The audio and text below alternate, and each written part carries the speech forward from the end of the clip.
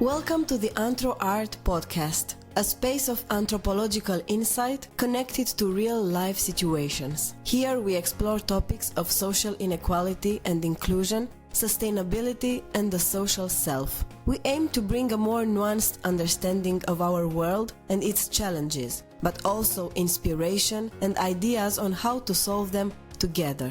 We hope you enjoy it.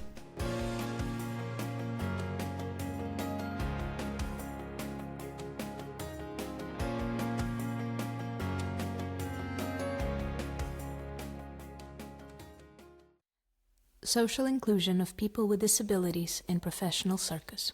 Inclusion is a topic that is increasingly being debated and transformed. Performing arts are not out of this equation and tend more and more to look at the issue and create new opportunities for those who are often left behind by physical, intellectual, or social issues. In this article, I propose a critical analysis of a program of inclusion of people with disabilities in a professional contemporary circus production with the aim of understanding its impact on the participants and the surrounding community, as well as the difficulties in implementing it. Introduction. Historically, the attention given to people with disabilities is very recent. We can point to the beginning of a more serious discussion of this issue in the 1970s. When Michael Patrícia and his colleagues, in an episode that could be considered civil disobedience, created a ramp to the pavement one night. This act gave rise to the term the curb cut effect, which transformed the entire history of accessibility. In the same 1970s, the discipline of disability studies was created. Still, it took until 2006 for the United Nations to create the Convention on the Rights of Persons with Disabilities, which was ratified by a wide range of countries, including Portugal, in 2007. It is thus clear why this issue began to take on new proportions from the beginning of this century. The history of the modern circus is of a different magnitude, beginning in the 18th century with a knight named Philip Astley. The evolution of the circus goes through many phases, two of which I would like to emphasize for a better framing of this study. The first phase that I would like to emphasize is the inclusion of people with abnormal characteristics as models of exhibition for their specific characteristics. The so-called freak shows start in the 19th century and last expressively until the 1970s. You can see that this decade is undoubtedly a turning point in how society begins to change the way it deals with people with disabilities. Although nowadays this business model is totally repressed, but also certain that there are still some shows of this kind, the truth is that we can consider it as the first act of inclusion of people with disabilities in the circus. At the time, they were shown for their anomalies and in a derogatory way. However, these circuses provided them with work and remuneration, which in many cases was quite high. The second phase in the evolution of the circus that I will note is the creation of the contemporary circus, or new circus. Very much driven by the May of 1968, a series of independent artists not belonging to any circus family creates a new concept of circus outside the sphere of traditional and family circuses. This model comes closer to theater and dance, even crossing with these disciplines, initiating a new language and a new working model, unlike the traditional circus, where one is born within it and is rather impervious to outside artists. The new circus works with artists coming from different backgrounds and contexts. This introduction serves to locate the Panorama program, carried out by the National Institute of Circus Arts, INAC, under the Parties and Arts for Change funding line of the Carlos Gulbenkian Foundation and La Caixa Foundation.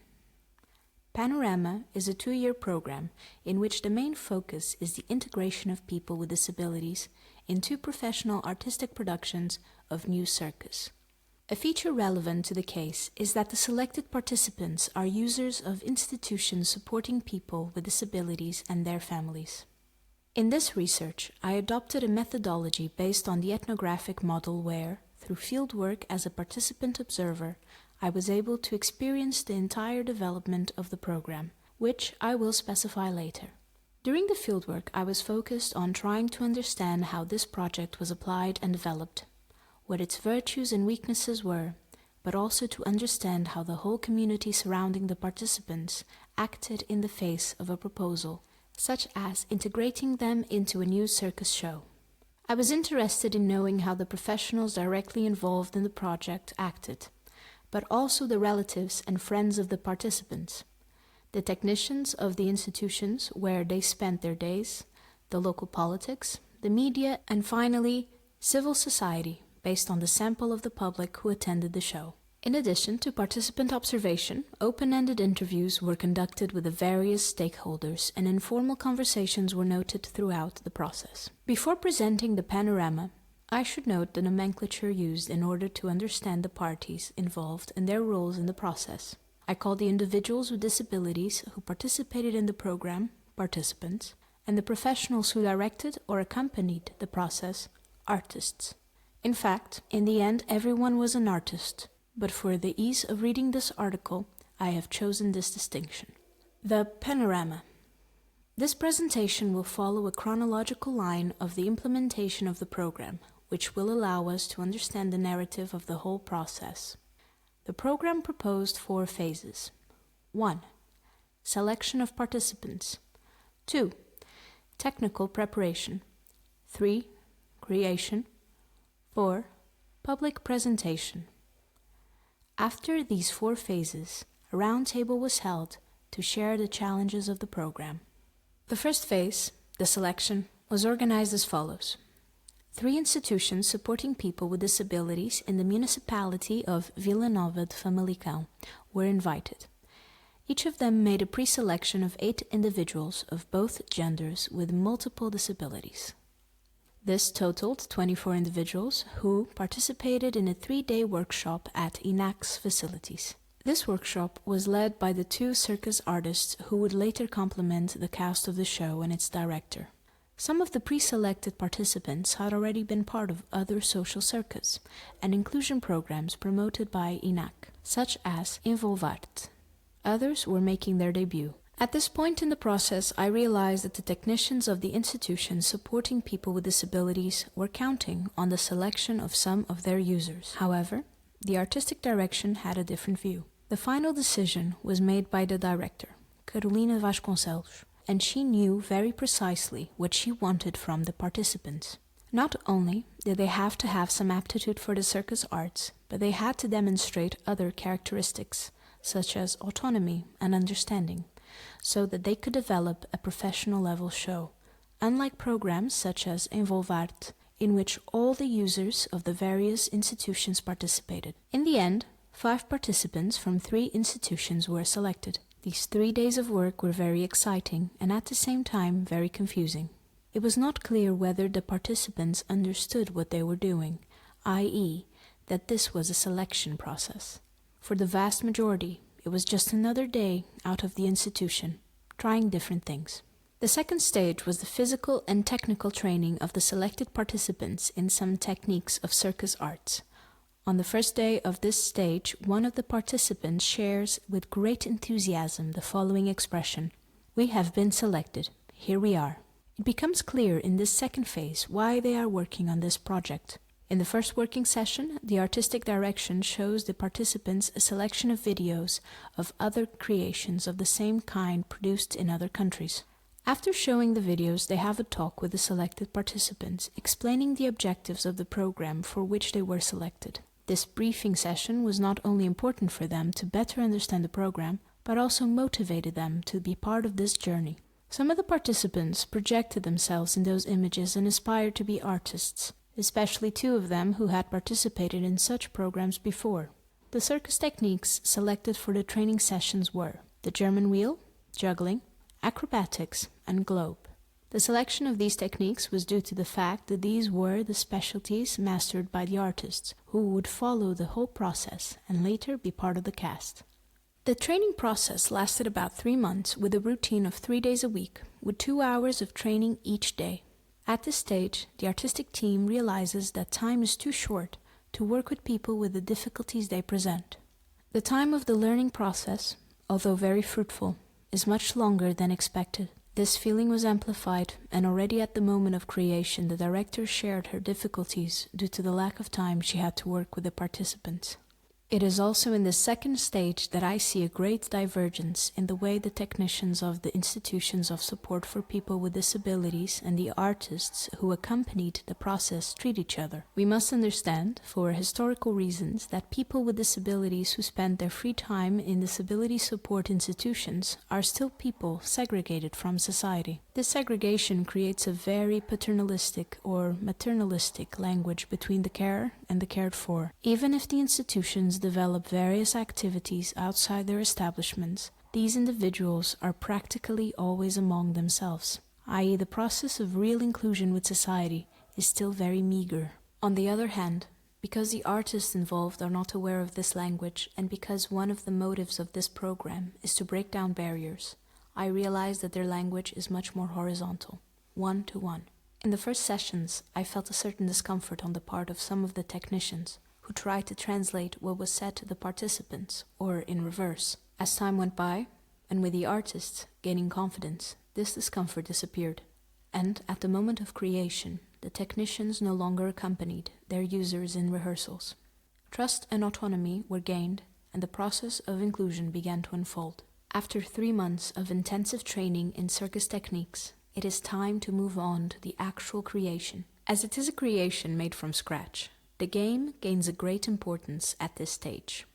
Even if based on a real story, the show Elephant Island will always be a performative interpretation of that story. The dramatic game allows another involvement among the participants because it is a collective practice. It is a physical and temporal space far from everyday life, where the rules are created as the participants get involved in the game, and where the imagination can wander whenever it wants. The act of pretense in dramatic play is a natural act for these participants, perhaps because of the type of disability they were attributed. The imaginary world is a space they know well. Artaud suffered atrociously from the treatments of the mid-20th century, and only much later did they realize his genius. It is not our human condition, physical and intellectual, that limits our imagination, but the environment in which we often develop as people. After the premiere of the show, I visited each of the participants to see how they were doing, and one of them shared with me that he missed INAC because I can talk there, not here in the institution. Perhaps it was not the question of speaking, but of being that he wanted to convey to me. The whole creation process was a process of great development for all parties, especially for the participants and the artists. The relationship between them was generating towards a new language between them, where no translation was needed anymore, nor was there a need for the patronizing, usually adopted with people with disabilities. Little by little, each one of them gained their autonomy and responsibility. It was quite noticeable, their development as more autonomous, responsible, and capable human beings. The opening day, the culmination of the whole process, was a day when I was faced with the question, why are these young people in institutions? We are talking about 5 young people with a certain degree of autonomy and capacities. As I reread my notes, the conversations and interviews I had with relatives and directors of the institutions, I realized that this is not by their will that these young people do not pursue a career. The director of one of the institutions shared with me that she dreams of seeing some of her users achieve a loving relationship in their lives and live independently. The sister of one of the participants would also like to give her brother this opportunity, but says that nobody gives him a job. The country is not prepared to receive these people. It was from these testimonies that I later raised the question at the round table. How far are our investments sufficient to deal with young people like these? When I refer to our, it is everyone. The responsibility is not only political, family, or institutions, but the whole society that does not engage with these issues because it does not even touch them. Conclusion. I reinforce the thought, which I have been developing over the years, about the power of the performing arts in the process of building and transforming the human being and, consequently, society. In this specific case, I realize that this work is not only a way of developing new skills for the participants, but also the development of new readings for the problem of the inclusion of people with disabilities in society. The participation of people with disabilities in a professional production of contemporary circus has generated several adaptations of discourses and relationships with the participants, especially in the two most involved parties, the institutions supporting people with disabilities and the circus artists who carried out this project. I also conclude that civil society, politics and the media, at least at the local level where the project took place, are still very distant from this issue, and that although they emphasize with ideas like this, their support is far from being possible and necessary. These kinds of projects require a lot of energy, commitment and time, which consequently also requires substantial funding. As has already happened with theater and dance in projects of the same scope, i.e., of a professional nature, circus is now added in Portugal as a new tool for the development of new possibilities for transforming society on the issue of social inclusion of people with disabilities, questioning, problematizing, and creating new opportunities.